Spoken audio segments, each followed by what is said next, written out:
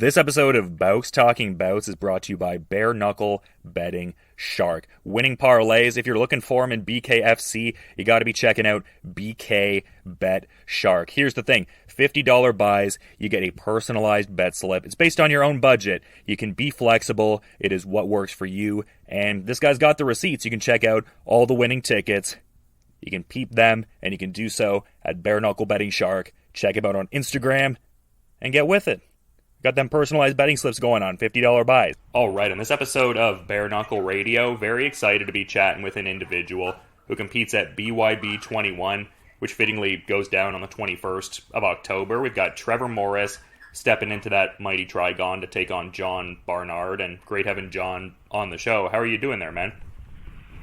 I'm doing good. I just got done my official commissioned weigh-in. I'm on weight, feeling really, really good. Got in some protein to kind of refill up, and I'm feeling energetic, pumped, excited as heck, because now I'm closer to my actual fighting weight, which is 140, which is 135. So I'm at 140, fighting at 140. Hopefully my next fight will be at 135. I'm feeling great. I'm feeling happy, excited, and just honored to be able to perform in front of a lot of my fans that I've acquired over the past 2 years in Charlotte, North Carolina. So that's really cool. Yeah, absolutely. And interesting info about the weight, because I'd seen on a BYB graphic it listed it as a middleweight matchup, and I saw after your last fight you were looking for like more of a lightweight kind of sophomore BYB extreme fight. But yeah, kind of interesting that it's more of like a 140 sort of catch weight. So I mean, yeah, how did you feel after all that? So I want to initially fight at 135. That's the goal. But at the time, there was no kind of, I couldn't commit to a 35 yet. I haven't been fighting for about 10 years, just got back into it, and so I wanted to slowly transition back to my original weight of 135. So this is a match that I kind of asked for. I told him, hey, I want to fight at 140. I think that would be a safe bet. I'm pretty sure I can get to 140 no problem, without injury, without any concerns. So that's why I ended up taking a match at 140. Yeah, I mean, it does make sense how you're navigating it, and mentioning that 10-year layoff. I'm very curious to get some insights on that whole timeline, because you were competing in MMA previously, and just something seemed to reignite your passion for fighting and the hunger to get out there and do bare knuckle. Was this like a gradual sort of process, or was there like a certain like epiphany kind of moment that got you back to combat sports? So when I first started this bare knuckle adventure, it was on the whim of me trying to do some professional boxing. A lot of the promotions out in the East Coast were giving me a little hard time getting matches, and then BKFC actually reached out, and their matchmaker had a fighter that needed an opponent at a weight higher than I would normally, which is at 155. And I was like, you know what, I want to fight. I just miss it. I felt like something was missing in my life. I've been fighting my whole entire life. I took a step away from the martial arts to pursue my financial stability for my family, achieve my bachelor's degree in business management, and just really work on my career, my professional career as a IT specialist, right? And now that I've been in the industry for about 5 years, I'm very comfortable. I feel like I have the experience that I need to be solidified in the industry that I'm working in now. So now I can kind of let my shoulders down and really focus on my hobby, which was fighting. And I feel like I'm pretty decent at it. So I was like, you know what, I might as well try and see if that's what's the missing piece in my life right now. And so I took a match at 155, and I did pretty well. And now it's like, okay, well, I know I can do it. I've been fighting at 155, so imagine if I got to 135. How much more explosive I would probably be, faster, quicker, all that kind of stuff. So that's what led me to today. Yeah, and how much does having all of those things perfectly aligned, I guess, put you in a certain competitive flow state? It seemed like you got, like you said, everything in line financially with like the outside career and getting things in line money-wise to support the family. Like, does that really lend itself to like an additional level of composure in the fight where you get more in that like flow state and have the most comprehensive performances? Like, is there that benefit to it as well in your return? Absolutely, 100%. Just imagine a lot of these fighters that most people don't even realize, but they put a lot of sacrifice on the backs of their entire family, their career, their longevity, their future to pursue a sport that is not for sure going to guarantee pay dividends, you know? And so I just couldn't see myself putting all of my eggs in one basket in this mixed martial arts things. You know, and I know a lot of people might give me flack for that, but I genuinely feel when you have a family, they should be the first priority in your life. And that's basically what I'm doing now, and it's been working out a lot. Because, like I said, my family's in a good place. I'm not having to sacrifice too much to pursue this, which allows me, like I said, to relax my shoulders, really dive into the art of mixed martial arts with little stress, and focus on the little nuances that I need to be prepared for any match or anything in general. You know, when you can remove as much stresses as you can, that allows for a better, more comfortable, smoother transition in a lot of things. And that's something that me hunkering down, taking a step away from the art, really allows me to do. So it's a huge blessing in disguise, me taking this breakaway from fighting and then now returning very healthy, mentally stable, and I don't say that I'm like crazy or anything, but I'm in a place where I can really focus and really hone onto my craft, which a lot of people can't say they can do because they got all the stresses of life in general, you know. So yeah, I mean, it seems to reflect in the performances, and I mean, the fervor seems to even come across in like how often you've been competing too. I mean, just racking up a couple bare knuckle wins in May and June. So it really just seems like you're looking to get out there and really just make up for lost time almost in a certain sense. Like maybe not phrase it in that specific way, but just to say strength of schedule seems like a priority. No, you actually said it really well, and that's what it is. It's making up for lost time. You know what I mean? I forgot the song "Y'all Must Have Forgot" from Roy Jones. You know what I mean? Oh yeah. I've been doing this stuff for a long time. I got a lot of fights. I got a lot, and I have a really good winning record, I would say. But now that I'm able to get back into it, I can really showcase a lot of my skills and potential. You know, I was, like I said, in a few of my other interviews, I was signed under promotions that have like pretty much all of their fighters signed under UFC or giant organizations, you know. So I was there. I could have been there, you know, and now I'm looking at the sport as a whole. It's like, man, the industry has not really done too much to produce like really great athletes like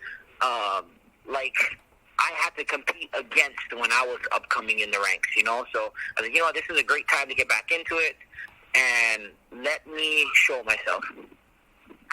Yeah, let me see what I can do in this little short window I have left. So yeah. Yeah, and obviously a lot of professional combat sports experience, but I was also seeing some interviews where you were talking about like how street fighting as a younger lad was a bit of a thing, just like that spirit of fighting and, you know, warrior culture in Hawaii, I believe was the way you described it. So, I mean, obviously it's much more refined because you're fighting professionals now, but it seems like you already had some previous experience on the west side of the island. Yeah, that's actually, well, not necessarily on the streets, you know what I mean?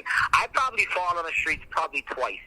And believe it or not, my fights on the streets were against my really good friends. You know, you guys get into like a little disagreement and things and whatnot, and you folks just, you know, you throw it down, you know, and that's what it was like in Hawaii. But overall, the concept of street fights was like ingrained in our DNA, and when we fought really technical, you know, as I am fighting bare knuckle. That's why I try not to put too much hype on myself and really give props to the island for creating who I am today. I think it's in the water or something, but you know, that warrior spirit is in us. It's crazy, you know. Like I said, if anyone wants to see some really good fights, just look at some street fights from Hawaii. That's it. And you'll see really, really good technical boxing on the street. And that's hard to see in the mainland, well, in the continental United States, for sure. Yeah, I mean, I would definitely agree with everything you said there. Very accurate. But even just within this relatively succinct bare knuckle journey, as I was kind of mentioning a bit ago, just great experiences in both the BKFC ring and the BYB Mighty Trigon. Like, it seems like there's distinct differences with both competitive spaces. Like, do you feel like the Mighty Trigon kind of like works with this style almost? It seems like the way that you compete, it would seem like the Mighty Trigon is like a pretty favorable space to compete in almost. I'm not sure. I think you're gonna have to reword that question for me to kind of be able to elaborate a little bit on that. Could you reframe that question? Oh yeah, no worries. Yeah, no, we were just talking about like the fight approach that you bring. I would think that the compact nature of the Trigon. Yeah. From both organizations, you mean? I mean, I get. I know that there's the difference that is very, very apparent is the fact that the ring is very small. I don't think that's something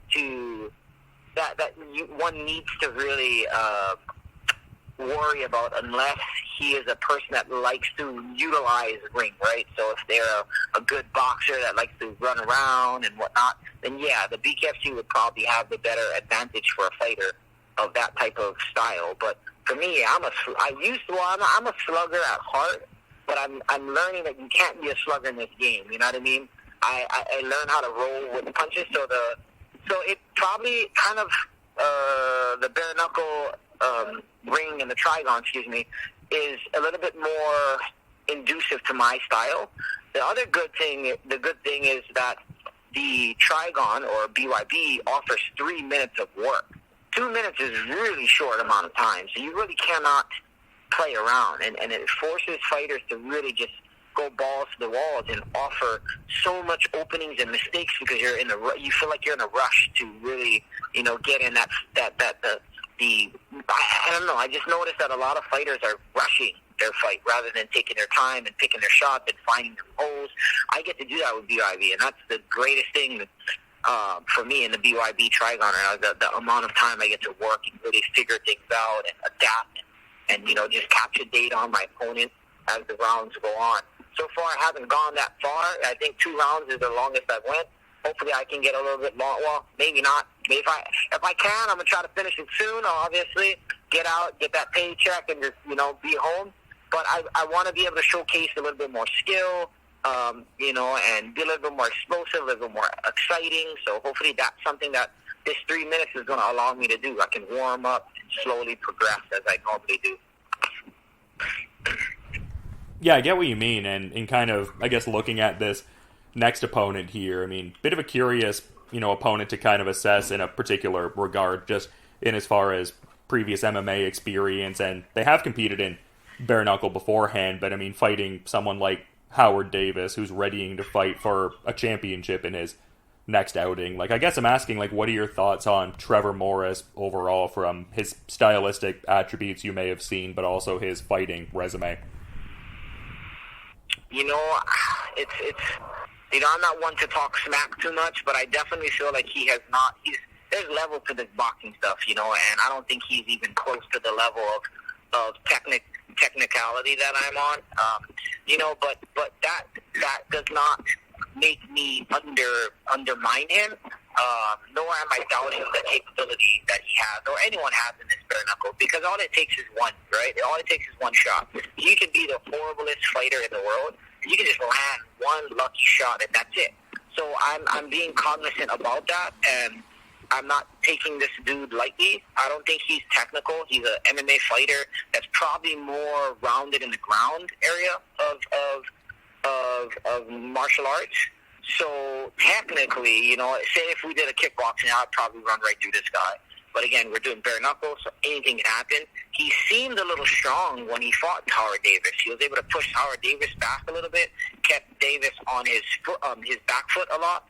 So Davis wasn't really willing to stay in the pocket with him. So that kind of does say something. He might have a lot of power behind his shot.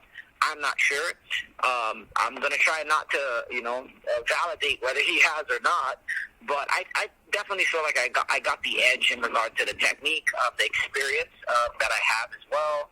And, I'm just seeing I've been doing this for a long time, and striking has been my cup of tea the entire time. So I think that's my insight on him. Again, like I said, I'm not going to take away from the capabilities that any fighter has in this game, because anything can happen.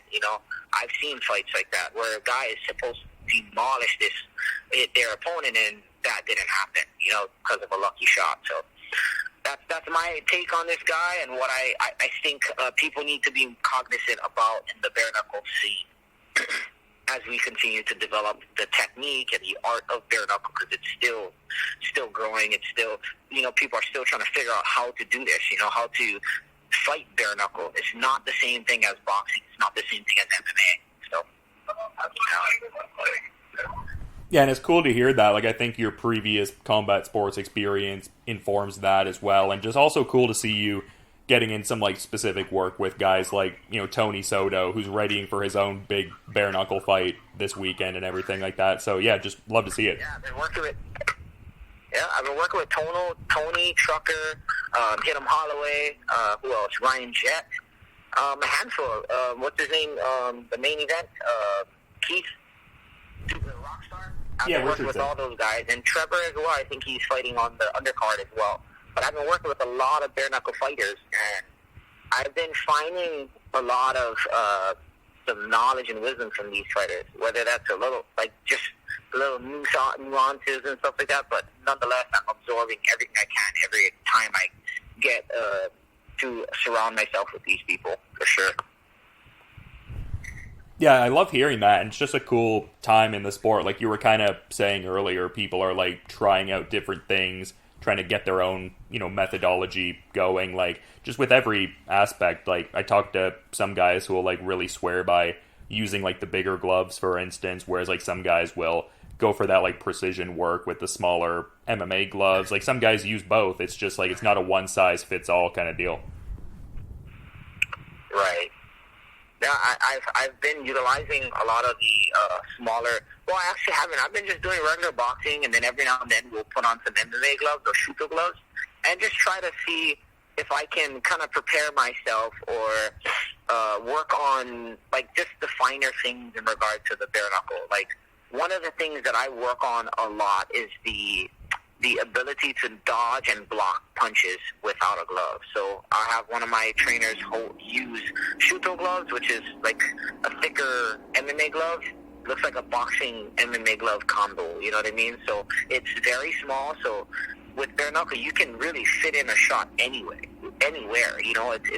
It's really hard to block. So practicing different maneuverabilities and being a little bit more elusive and using MMA gloves to help to kind of seek out those other options that you have is what I've been trying to kind of do. And then the other thing is really trying to figure out the best punch for this type of art, the best head movement for this art, the best blocking approaches in this art, you know what I mean? And it's a great sport right now to get into because it's in the early stage. We're in the developmental stages of this art. So I get to pioneer, hopefully figure out some cool things that people can use later down the road, Yeah, and I mean, I feel like you're working with also great people to kind of serve that master as well. So, yeah. Agreed. But yeah, I mean, just cool experiences as of late too. Like, I mean, even the last fight, just in the sense of it being part of that Police Gazette International Cup. Like, I also love the cross-promotional dynamics of BYB and BKB. I feel like it just, really benefits the fighters and kind of just uplifts the industry overall. Just seems like a good thing for the growth of the sport and all. No, it is definitely. That was a very, I felt super honored that out of all of these bare knuckle fighters, they chose to bring me on this international competition in which I could represent the United States in a one of the first type of international bouts, and that was really, really cool. And I thought I was going to do, I held my end of the bargain, and got a dub or got a point for the Americans, and that was really, really awesome. And I'm probably going to hold that as one of the highlights of my fight career, Just that ability to represent the promotion and I guess the country almost, because the marketing was kind of in that line as well. Like, is it kind of rooted in that, like just this idea of the promotion seeing enough in you to be like, okay, you're going to, represent in a couple different regards, really? Is that why you hold that in such high esteem, I suppose? That is exactly, because it was an America versus United Kingdom event, and it was a competition. So it's pretty cool that the actual promoters, BKB and BYB, held a little wager stating that who would win the Police Gazette Cup, and so that was pretty cool that we was able to take that dub home back to our homelands. It was fun, great people out there, the competition out there, I'd say is much more seasoned than us, because they've been doing bare knuckle for a hot minute, and then we come there and bring our American flair and style and smoothness and, pizzazz, I guess, and we did well, we brought that cup home, and, that was super, super memorable, like I said, knowing that they have been doing this way longer than us, for years, much longer than us, so it was very, very honorable and rememberable experience. And plus, it was my first time in the United Kingdom, and they treated me pretty well. So that was awesome. Yeah, that must be kind of a cool part of fighting as well. Just maybe like you're there for business ultimately, but just getting to kind of travel around a bit. Absolutely. And even in saying that, this isn't necessarily, I guess, like super relevant to the direct fight per se, but I thought it was kind of cool that you were, not my direct neck of the woods per se, but when you fought at MFC 40 in Edmonton, Alberta, so cool you got to check out Canada a bit. That was awesome, and in fact, I'm not sure if, I probably talked about this previously in older interviews when I was fighting MMA, but my opponent in the MFC, which was a great organization, I really wish Mr. Pavlich was to put back on these promotions, because they did a great job. But nonetheless, my opponent became one of my best friends. I lost that fight, but, he reached out to me and said, bro, you should have won that fight. The judges really messed you up on that one, And that nobility, that ability to, humble yourself and actually, admit to defeat was such a class act, which just warranted a friendship. And so we became best friends. He was one of the best men in my wedding after. It was crazy. So, cool. It was cool. It was really awesome. Really, really, really awesome experience in Canada as well. Also representing my hometown as well, and homeland. So anytime I go to the international, I'm representing America and then Hawaii as well, So I'm always trying to rep and put on for my city and state. That's so cool. I had no idea there was that deep of a connection when I mentioned that. I've talked to Corey Gower a couple of times before some different fights too, and yeah, definitely seems like a good guy. Obviously, you know him to a greater degree than me, but yeah, seems like a good lad, and cool that you guys had that deep of a connection from that. I guess fighting creates some unique kind of bonds in a lot of ways. Yeah, no, this art is people think it's just a bunch of vicious people that are just fighting and all that kind of stuff. But it's actually more than that. A lot of these people are intelligent, what's it called? People with heart, and people that, just like you, have families and are looking for connections and, is wanting to build relationships as well. I've met a lot of great people in this sport. And so that's just another testament to the fact that MMA mixed martial arts in general is a great place to form friends and stuff like that. So, yeah. Yeah, well said, man. I definitely agree with you for sure, and definitely want to be mindful of your time. I feel like I could ask you a ton of questions, but I'm just kind of noticing the time get a little bit away from me. But I guess one of the last things I wanted to touch on, just with you being 2-0 in bare knuckle with a pair of stoppages now, are we seeing that streak increase to 3 in the coming hours and whatnot? I definitely feel so. I'm trying to come for their 130-pound title. So again, now I'm at 140. My next stop is at 135. I definitely feel like I have the ability, I have the knowledge, I have the skill, I have the cardio, I have everything that I need. I have the right people in my corner, all of that, you know. The lack of stresses, I have no excuses to not be able to pull this one off, you know. So, yeah, hopefully I get that 3-0, and then I can start coming after that title, man. If I can get that title, then that will be another notch on my belt that is gonna, you know, really hold weight in my life, that I can say, like, yeah, I accomplished X, Y, and Z, you know, and I can pass that on as one of the pieces of my legacy that my kids can, you know, follow. Like, you know, Dad, you know, went after his dreams. He committed himself to it. He took care of us in the process, and here's where he's at now. You know what I mean? And I think that's going to be a really cool story that hopefully just carries on from generation to generation in my life. For my kids and whatnot. Yeah, that's a great sentiment for sure, man, and that could even be a great note to end things off on, but just want to be mindful of, you know, your time and everything, and just perhaps there's maybe something you want to mention that hasn't been touched on. So just in saying that, is there any final parting thought you might want to add as we're kind of wrapping things up here, Jon? Absolutely. I've been saying every single fight, you know, because right now I'm in a financial place where I can do this, right? I can invest this time and not have to worry financially about the sacrifices that I would be making. And I say that because a lot of fighters can't say that, you know, and so I always like to share this with everyone. It's like, hey, if you know fighters that are fighting and they have sponsors, support their sponsors so their sponsors can support the fighter. You know, so it's really good that we look out for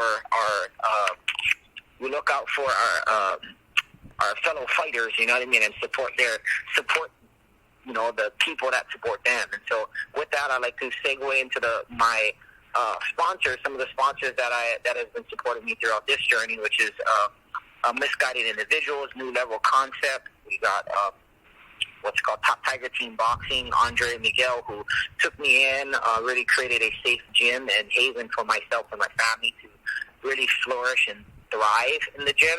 I want to thank all the people that are coming up to support me. I want to also give a shout out to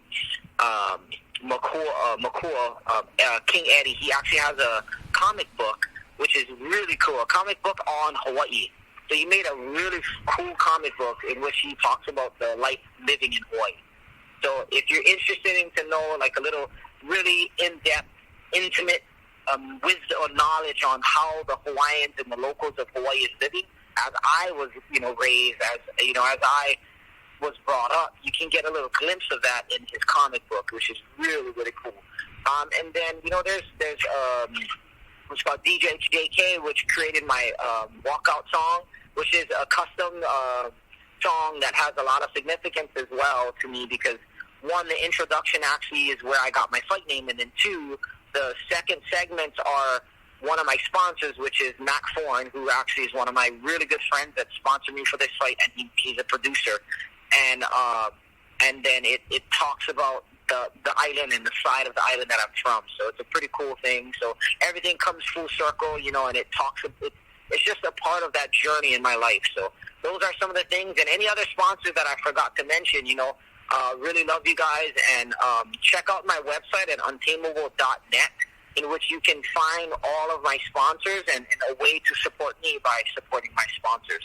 So that's how I would like to end this segment if possible. And, you know, I just want to thank you for putting the time aside and really getting to know me and allowing your fans to get to know me, which is really awesome. No, I mean, mutual appreciation, absolutely. I just really appreciate you coming on, and it's always fun getting to, you know, do the research and dig into the backstories, and you definitely have a very cool story for sure, man, and very interested to see the next chapter of that story unfurl on the 21st, and just really also want to thank you for coming on Bare Knuckle Radio, doing so after the weigh-ins, which, I mean, I've done some Fight Week interviews before, but never quite the day before, so I really super appreciate that and think that's absolutely noteworthy and something I want to put out there. But yeah, very excited for this BYB 21 card overall, and should be a great fight with Trevor Morris here, and really looking forward to peeping all that. But until then, you enjoy the rest of your day, Jon, and thanks so much for coming on Bare Knuckle Radio. Absolutely, thank you. Hopefully I get this dub and then we can run it back. And that way I can go into the actual nitty gritty of my life story. You can really feel that journey with me. It's crazy. My story that's just the tip of the iceberg what we just discussed. So hopefully we'll be back, and I can eventually, secure a tighter on this bare knuckle stuff, and we can go with this radio station out, man. Thank you for your time, man. I appreciate everything you do. Continue doing what you're doing, man. Really appreciate it. Thanks so much, man. Same to you. And yeah, no, just really looking forward to everything. And I feel like very much this will be the first of a few interviews based on how it went down. And yeah, looking forward to getting to know the nitty gritty of that story with time. But until then, you enjoy the rest of your day. And thank you so much for coming on, man. You're welcome. You're welcome. God bless. Take care, brother. This episode of Bouts Talking Bouts is brought to you by Bare Knuckle Betting Shark. Winning parlays. If you're looking for them in BKFC, you got to be checking out BK Bet Shark. Here's the thing. $50 buys, you get a personalized bet slip. It's based on your own budget. You can be flexible. It is what works for you. And this guy's got the receipts. You can check out all the winning tickets. You can peep them, and you can do so at Bare Knuckle Betting Shark. Check him out on Instagram and get with it. Got them personalized betting slips going on, $50 buys.